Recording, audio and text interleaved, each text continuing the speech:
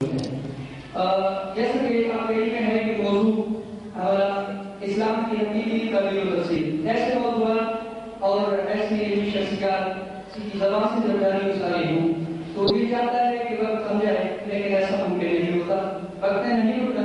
اسی کمی وقت میں ہم نے زیادہ سے زیادہ استفادہ کرنا ہے اور میری کوشش ہوگی آپ تک آپ کے سوالات کے جواب یہ جائیں گے۔ آپ کے سوالات جی ماشاء اللہ۔ بسم اللہ الرحمن الرحیم۔ آپ کی طرف سے پہلا پوچھا گیا سوال کہ نیت المومن خیر من عمله ونیت القاتل شر من عمله کا مفہوم واضح ہے۔ تھوڑا سا فاصلہ رکھ کے سمجھ نہیں آ رہی میرے خیال میں، تھوڑا سا ہاں جی ہے جس مائک سوال دیا گیا ہے جی نیت المومن خیر من عمله ونیت القاتل شر من عمله کا مفہوم واضح کرنا۔ میرے محترم بات یہ ہے کہ انما اللہ حدیث مشہور ہے، پیغمبر اکرم صلی اللہ علیہ وسلم کی سنی شیعہ تمام کتابوں میں موجود ہے کہ انما الاعمال بالنیات، کہ تمام اعمال کی قبولیت یا ان کی منظوری کا دار و مدار انسان عمل کرنے والے کی نیت پر ہے۔ اگر وہ خدا کے لیے کرتا ہے تو پھر اس کو اللہ اجر دے گا، اور اگر وہ لوگوں کے لیے کرتا ہے کہ لوگ اس کی تعریف و توصیف کریں، فلانا بڑا نمازی ہے، تے فلانا بڑا غازی ہے، تے فلانا بڑا روزہ دار ہے، تے فلانا بڑا تہجد گزار ہے، تو اس کو ثواب بھی یہی ملے گا جو لوگ کہہ دیں گے، بس یہی اس کا اجر ہوگا۔ بروز قیامت خدا فرمائے گا نہ تو نے میری خاطر عمل کیا تھا تے تو پھر مجھ سے لینا کیا چاہتا ہے، لوگوں کے لیے کیا تھا، لوگوں نے تیری تعریف کر دی۔ اور یہ بھی ایک معصوم سے پوچھا گیا تھا کہ مولا مومن عمل تھوڑے کرتے ہیں لیکن جنت الفردوس میں ہمیشہ ہمیشہ رہیں گے، ایسا کیوں ہے؟ مجرم عمل تھوڑا برا کرتے ہیں تو ہمیشہ جہنم میں گلتے سڑتے رہیں گے۔ امام نے فرمایا تھا یہ ان کی نیت کا پھل ہے۔ مومن کی نیت تھی کہ اگر آباد الآباد تک بھی زندہ رہے گا تو نیکیاں کرتا رہے گا، اس کی نیت کی وجہ سے خالق اس کو ہمیشہ میں جنت میں رکھے گا۔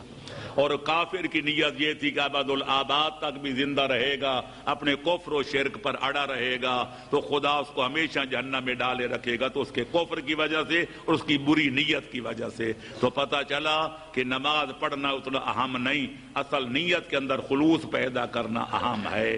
حج کرنا مشکل نہیں، للہ فی اللہ کام کرنا مشکل ہے، لوگوں کی مدد کرنا کوئی مشکل کام نہیں، لیکن اللہ کی خوشنودی کے لیے کام کرنا مشکل ہے۔ تو لہذا نتیجہ یہ نکلا کہ جو بھی آدمی کام کرے وہ للہ فی اللہ کرے۔ توحید تو یہ ہے کہ خدا حشر میں کہہ دے یہ بندہ دو عالم سے خفا میرے لیے ہے۔ جی اللہم صلی علی محمد و علی محمد۔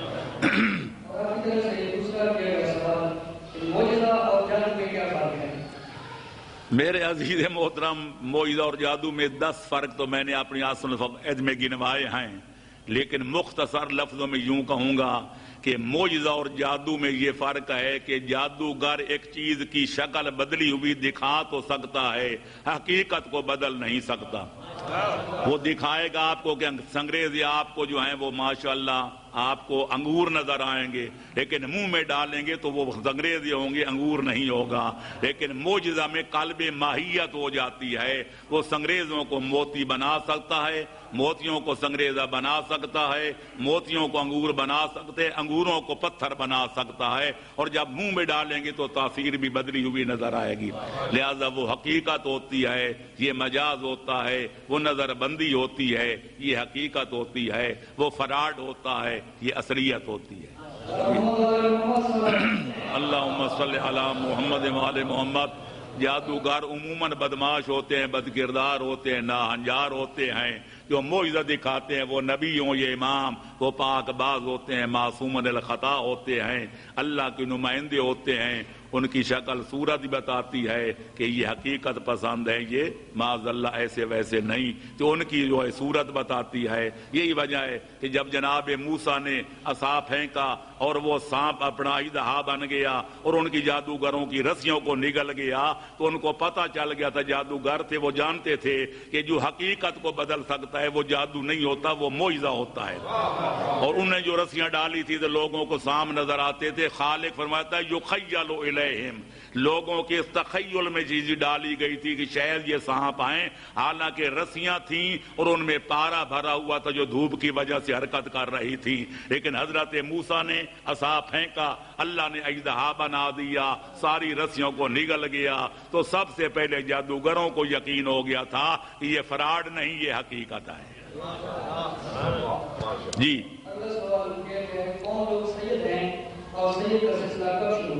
میرے محترم، یہ ایسا سوال ہے کہ معذرت کے ساتھ عام سادات کرام کو بھی یہ پوچھا جائے کہ سید کسے کہتے ہیں تو عموماً جواب ملتا ہے جو جناب امیر المومنین اور خاتون قیامت کی اولاد ہیں وہ سید ہیں۔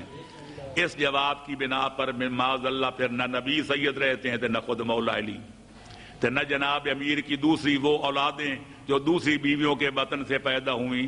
لہذا فقہا نے جہاں خمس کے احکام لکھتے ہیں کہ خمس سادات کا حق ہے، تو تمام چھوٹی بڑی کتابیں جو مدرسوں میں پڑھائی جاتی ہیں، الف والی کتاب بے والی سے لے کر یہ تک چلے جائیں، سب نے لکھا ہے کہ جس کا سلسلہ نسب حضرت ہاشم تک پہنچ جائے ان کو سید کہتے ہیں، وہ خمس کے حقدار ہیں۔ پھر آگے جناب ہاشم کی ساری اولاد سید ہے، جناب امیر کے سارے چاروں بھائی سید ہیں، لیکن ان میں سے جو جناب امیر کی اولاد ہے ان کو دوسرے بھائیوں کی اولاد پہ فضیلت حاصل ہے۔ جناب امیر کی اولاد پھر دو قسم کی ہے، ایک خاتون قیامت کے بطن اطہر سے ہے، ایک دوسری بیویوں کے بطن سے ہے۔ تو جناب خاتون قیامت کے بطن سے جو جناب امیر کی اولاد ہے ان کو سب پر برتریت اور افضلیت حاصل ہے، پر یہ مطلب نہیں کہ دوسرے سید نہیں۔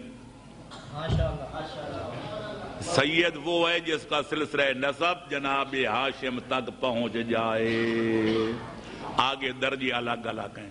صلوات پڑھو محمد والا۔ جی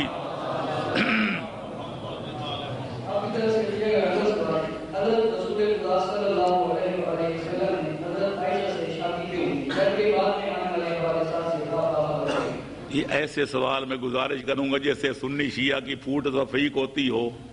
آپ اتنا جانتے ہیں کہ پیغمبر کا کوئی قول، پیغمبر کا کوئی فعل اللہ کی مشیت کے بغیر نہیں ہوتا، یہ سب کا ایمان ہے یا نہیں؟ وما ینطق عن الہوی ان ہوا الا وحی یوحی، پیغمبر اس وقت تک منہ کھولتے ہی نہیں، زبان سے کچھ بولتے ہی نہیں جب تک اللہ کی وحی کا مطالعہ نہیں کر لیتے۔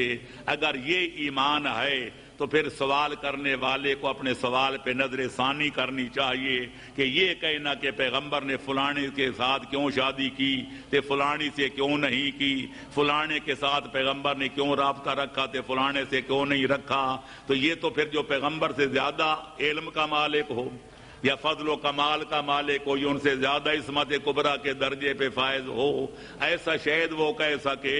لیکن ایک مسلمان کو بحیثیت مسلمان کے یہ قطعاً ایسا سوال نہیں کرنا چاہیے جس کے کفر کی بو آتی ہو۔ لہذا پیغمبر کا ہر کام، ہر کلام، وہ کسی سے جنگ لڑتے ہیں تو بھی اللہ کے حکم کے ساتھ، کسی سے صلح کرتے ہیں تو بھی اللہ کے فرمان کے ساتھ، کسی کا دروازہ بند کرتے ہیں تو بھی اللہ کے حکم کے ساتھ، کسی کا کھلا رکھتے ہیں تو بھی اللہ کے فرمان کے ساتھ، کسی کو طلاق دیتے ہیں تو بھی اللہ کے حکم کے تحت، کسی سے نکاح پڑھتے ہیں تو بھی اللہ کے فرمان کے تحت۔ اللہم صلی علی محمد وآل محمد وعجل فرجہم۔ اس سے زیادہ اس مسئلے کی وضاحت میں جانے کی ضرورت نہیں، اور آپ حضرات کو بھی محتاط رہنا چاہیے کہ ملک کے حالات کہاں کیا ہیں اور کیا سے کدھر جا رہے ہیں۔ ایسا کوئی سوال کرنا، ایسی کوئی حرکت کرنا، کوئی ایسی بات کرنا جس سے تفریق بین المسلمین کی بو آتی ہو، اس سے اجتناب کرنا لازم ہے، کیونکہ خیال خاطر احباب چاہیے ہر دم انیس ٹھیس نہ لگ جائے آپ گینوں کو۔ اللہم صلی علی محمد وآل محمد وجل۔ جیسا کہ ہم سے سوال کیا جاتا ہے کہ اگر کسی گھر کا دروازہ کھٹکھٹایا جائے تو مرد یا بچے دروازے پر آتے ہیں، یہ ممکن ہے کہ جناب سیدہ زہرا سلام اللہ علیہا دروازہ کھٹکھٹانے پر بعد تشریف لائیں؟ میرے عزیز، پھر وہی دوسرا پھر یہ سوال ایسا ایسے پھر منافرت کی بو آتی ہے۔ یہ کہ بی بی کیوں خود دروازے پر آئیں، اس کا جواب اس میں ہے کہ دروازے پر آنے والوں نے کس لب و لہجے میں گفتگو کی تھی۔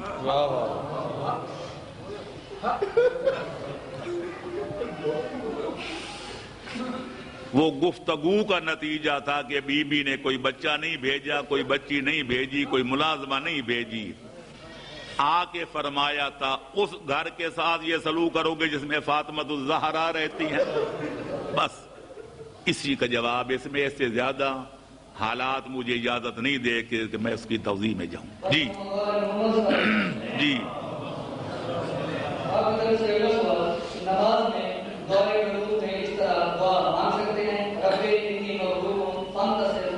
جتنی دعائیاں آیات ہیں ساری پڑھ سکتے ہیں، ہر جائز دعا مانگ سکتے ہیں، البتہ شیخ صدوق کا فتویٰ ہے کہ عربی کے علاوہ بھی مانگ سکتے ہیں، جبکہ باقی ہمارے سب فقہا کا فتویٰ یہ ہے کہ عربی زبان میں مانگیں، ہر جائز بیمار کی شفا کے لیے، کسی کی صحت کے لیے، کسی کے اولاد کے لیے، وسعت رزق کے لیے، ہر جائز دعا قنوت میں مانگی جا سکتی ہے۔ اللہم صلی علی محمد وعلی محمد۔